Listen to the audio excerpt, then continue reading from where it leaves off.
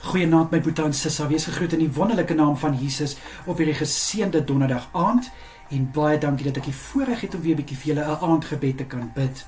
Ek hoop julle het 'n goeie dag gehad en dat julle alles kon doen wat julle moes doen. Nou kom ons sluit hierdie dag af met 'n gebed. Here, baie dankie vir u hand oor ons deur hierdie dag. Dankie liewe Here dat ons alles kon doen wat ons moes doen. Vader, vir die krag en die wysheid wat ons ontvang het. Liewe Here, vir die seëninge en die voorsiening wat ons ontvang uit u magtige en genadevolle hand, kan ons u net voorloof en prys. Dankie Here. Vader, in Jesus naam bid ek dat u asseblief vir elke Boeta en Sissa vanaand met 'n soete nagrus sal seën. Ek bid liewe Here dat elkeen goeie rus sal inkry, dat hulle goed sal uitrus, Vader, sodat hulle môre verfris en versterk kan opstaan om die dag binne te gaan.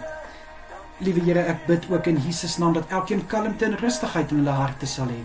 Ek bid dat niks wat nie van U af is nie, hulle nagrus gaan kom steur vanaand nie, Here, in Jesus Christus naam. Asseblief, Vader.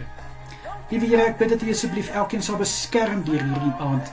Sal U asseblief vir elkeen veilig hou, waar hulle ook al is, en ek bid vir U wakende hand oor elke huis. In Jesus se kosbare naam is dit my gebed vanaand. Dankie Here. Amen en amen.